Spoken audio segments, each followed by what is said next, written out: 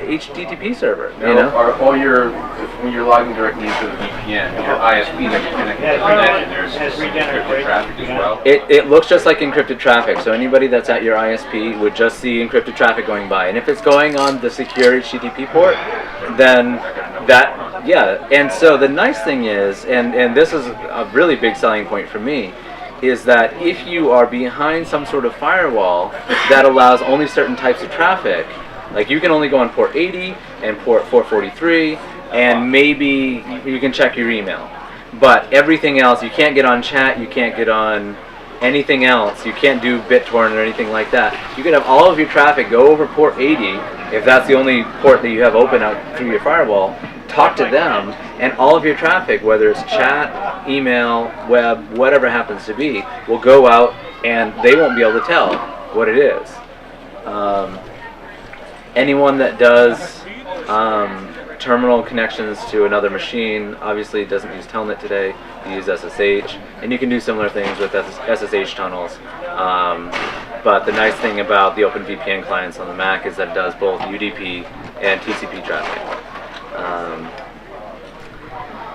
Let's see. I think that's.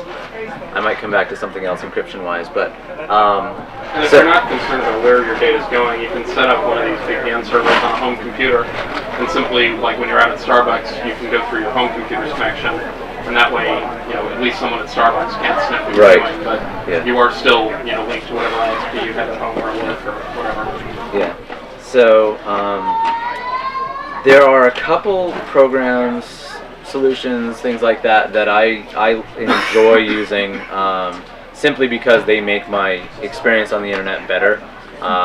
Personally, I use, and I don't have it in my pocket, personally I use a Verizon MiFi, and so Verizon, it's a small little device, it's about the size of a credit card, maybe 8 of them thick, and it will allow you to get on the internet through Verizon Cellular Network, wherever you happen to be, wherever there's Verizon 3G service.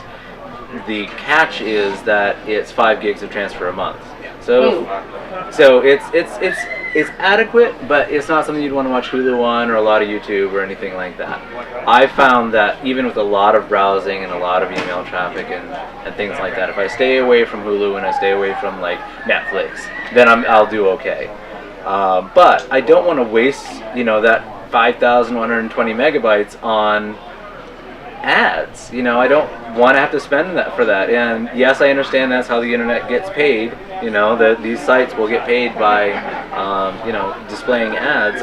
But when I'm on the MiFi, I don't want to waste my. Paying by the minute. When you're paying by the megabyte, so the first 5 gigs is $60.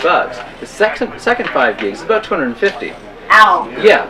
So you really want to stay under that cap per month, and so God, that's punitive. yeah, and so some of these ads that will just auto load a video, unacceptable.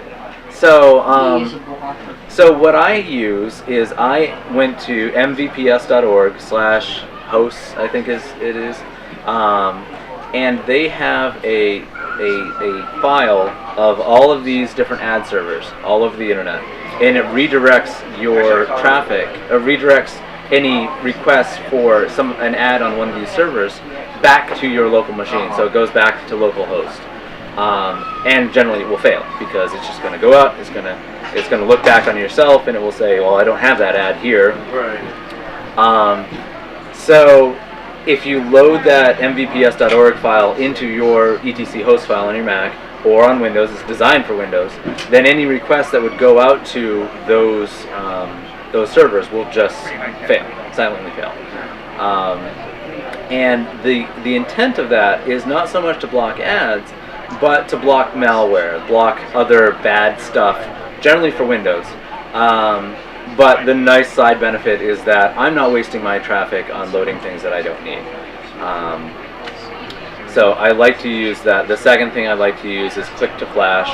There's other flash blockers for Firefox and Windows, and there's a variety of flash blockers. Click to Flash is the one that I use on Safari on the Mac.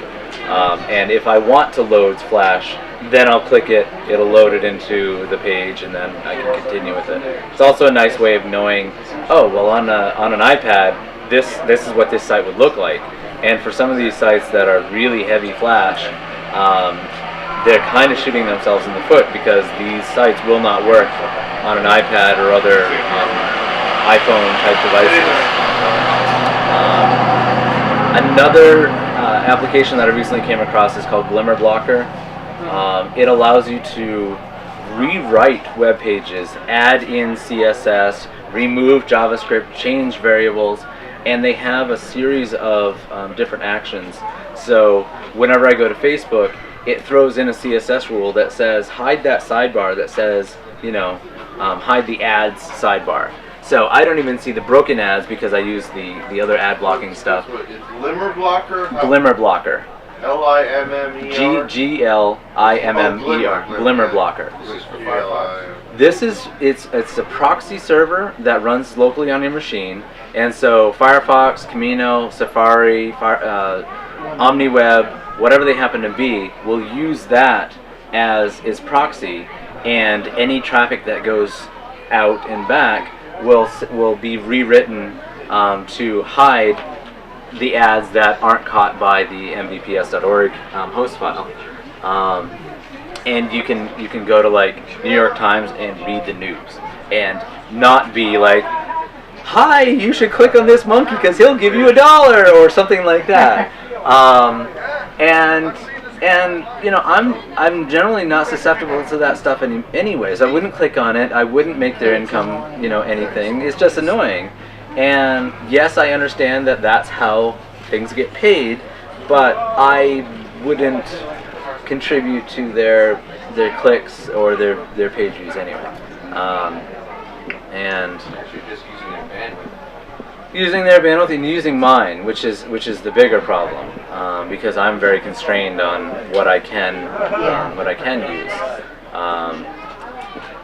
So let's see. I think I'm running out of things off the top of my head. I should have written up a list. Oh yes, Provoxy. So Tor, if anybody's not familiar with torproject.org, they have a very nice client that will, let me see if I can explain this right. I probably won't. It's a proxy system that you can run a server or a node on your machine, and then when your requests go out to the internet, let's say you go to wikileaks.com or .org or whatever it happens to be, and there are people, the FBI is following all of your traffic. Well, what will happen is that your traffic will go to the first node, go to a second node, go to a third node, and then come out on the internet out of Denmark or somebody else's node. And so you have, again, some sort of plausible deniability. I'm like, I'm just running a Tor node here. And the torproject.org clients and servers are free, and you're contributing to that anonymity. So if you are a whistleblower or something like that, you can just run a Tor node and run the Tor client yourself. And there's a plugin for Firefox that will tell you whether or not you're browsing through the Tor network or not. Tor button. And so yeah, it's and the other nice thing about the Tor project is that on the Mac it comes with the Provoxy proxy software, and so you can set that up to, again, block things and rewrite pages and things like that. There's another similar thing that's related to Tor. I guess you can call it a competitor. I haven't done too much playing around with it. I've heard about it. It's called I2P. I2P? Okay. It's written for Java, and it has a similar idea. I think they use different types of strategies for some types of means. And Kaleidoscope too, that's more of a for distributed, it's almost like an encrypted bitmark. Yep. That's another one. I believe that used Kaleidoscope for the Chinese dissidents who are trying to circumvent some of the censorship that goes on in China. Yeah. Use that. Yeah. So anyone in China? Hi. Good luck. Yeah, well, bad enough being in the United States, huh? Yeah. Yeah. And I mean, anyone that's running any sort of wireless access points, it would be a really good idea to turn on WPA2 so that traffic from you over the wireless network is going to be encrypted so people can't sniff it wirelessly. Yeah. You talked about protecting data under disk, and you talked about protecting data in transit. Yep. Have you looked at all into protecting data that's being electronically displayed or input by your computer? I'm talking about Tempest type. Tempest type? Yeah. I have not heard That's of the Tempest thing type. where you're supposed to put your computer in a Faraday cage so that it doesn't do Okay. anything. Well, you could put your entire data center into a Faraday cage. Yeah, and but, people you know, would. realistically- So personally, because I am the type of person that I am, and I strive for excellence in everything that I do. And I heard 10, 15 years ago that, well, the QWERTY keyboard was designed to slow you down. And I'm like, that's unacceptable. I don't want to have. Well, they made typewriters in 1880 that had this QWERTY layout. Like, I don't care. I want to improve what I am doing from now forward. And if that means that I need to be slightly different, I use a Mac, I don't use Windows, that's okay. I don't need to, it's my personal computer. It's a tool for me. At one time it was, well, everyone should use a Mac. You should use, why don't you? And then I would get angry and they would, and so I was like the perfect, I was the fanboy. And so when I worked in the Apple stores, they're like, oh, that's what we want. We want people that are passionate about it. And now for me, after having talked to enough people, it's like, if Windows is your tool, that's great. The Mac is my tool. If Linux is your tool, that's fantastic. But this is my hammer because it gets the things that I need to get done. I'm able to get done really quickly with what I have. And yes, it's more expensive, but I feel personally that it's a better tool for me. But getting back to using like the best solution, when I heard that, QWERTY had all this like history, I'm like, well, what other options are there? Let's explore the other options. And I came across Augustus Dvorak and his tests with the Navy in the 30s or 40s or something like that. And they had shown typing tests of, well, the people that learned to type on Dvorak actually type faster. And then somebody else took that research and came up with the Colmac keyboard, and that has even less finger travel.